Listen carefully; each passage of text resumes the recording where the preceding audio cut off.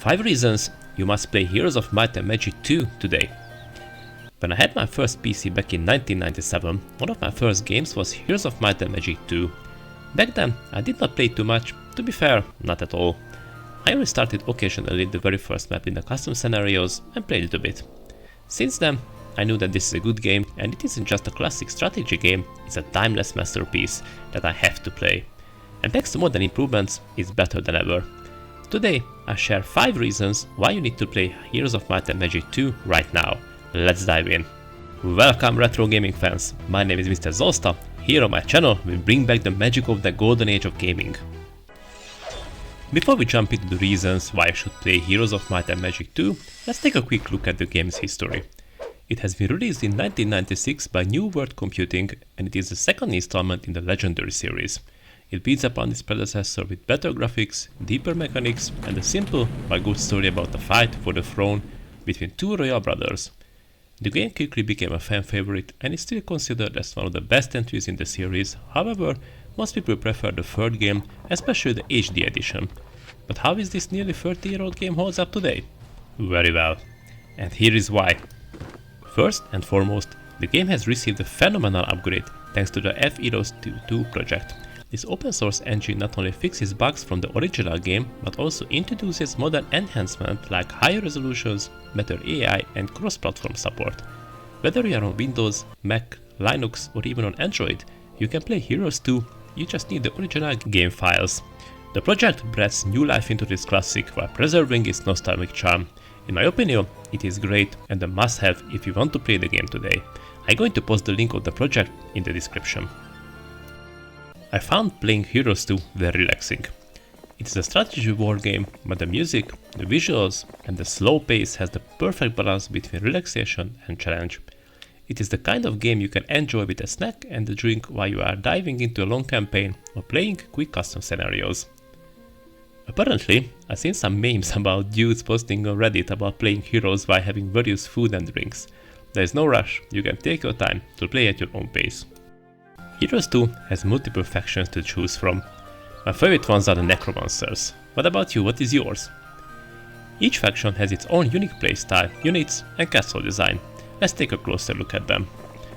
First are the Knights. The Knight faction represents chivalry and order. Their castles are majestic fortresses and the units include footmen, archers, cavalry and powerful paladins. Knights also focus on strength and durability, making them a reliable choice for beginners. The Sorceress faction thrives on nature and magic. Their towns are peaceful forests filled with mythical creatures like sprites, dwarves, elves, unicorns and phoenixes. The strongest perk is their speed and range attacks, making them agile and versatile. They are considered good for beginners too, especially on smaller maps. Next ones are the Necromancers, my favorite ones. Dark and sinister, the Necromancer faction specializes in raising undead armies. I just love when after each battle I can raise skeletons and my vampires review themselves after an attack. The castles of the Necromancers are eerie crypts, haunted mansions and other cool stuff. Their units include skeletons, zombies, vampires, leeches and bone dragons. They can grow armies quickly using necromancy spells. The Warlock faction commands raw magical power and monstrous creatures. Their castles are dark, cavernous lairs, and their units include centaurs, gargoyles, griffins, hydras and dragons. Warlocks are all about devastating magic and powerful creatures. The Wizard faction values knowledge and magic. Their castles are grand, scholarly towers, and their units include halflings, boars, golems, magi and titans. They are a balanced faction with strong ranged and magical abilities. They are my second favorite faction, probably because I always play as a wizard in most of RPGs. Barbarians are representing the brute strength and chaos. The Barbarian faction relies on physical might. Their towns are rugged encampments and their units include goblins, wolves, ogres, trolls and cyclops. They represent raw damage and direct confrontation. So, there are many factions to choose from.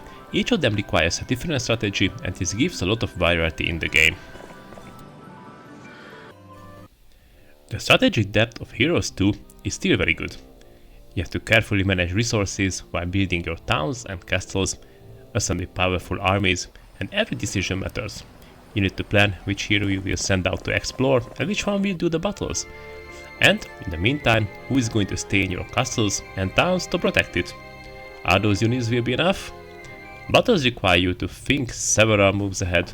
In a grid-based combat where you move your units, shoot ranged attacks, or cast spells with your hero, if you feel like you can retreat, but this comes with a serious cost and maybe your entire hero including your found artifacts too. The hero progression system adds an RPG-like element that makes your choices even more rewarding when you gain a new level.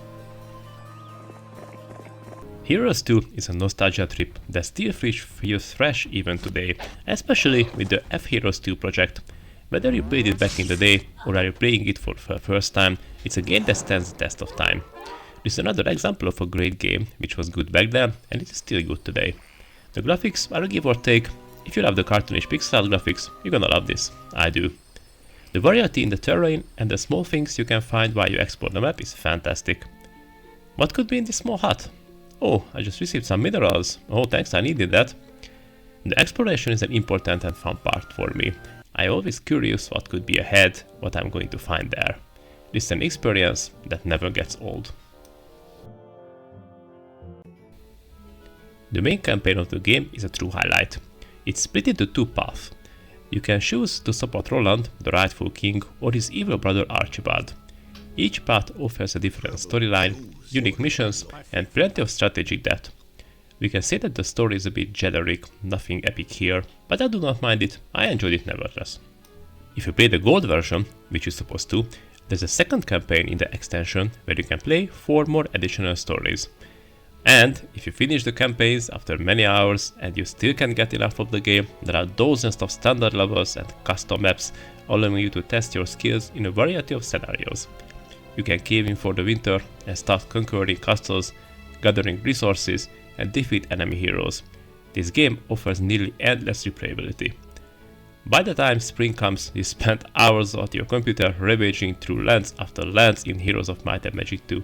The content in this game is insane. And there you have it, 5 reasons you must play Heroes of Might and Magic 2 today. From the modern improvements of the F-Heroes 2 project to the timeless strategy and cool factions, this game truly has stood the test of time.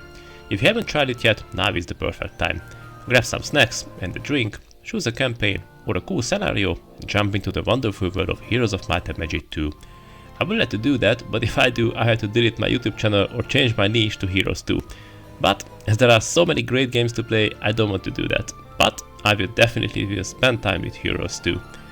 And now, please let me know in the comments your favorite faction or memory from the game.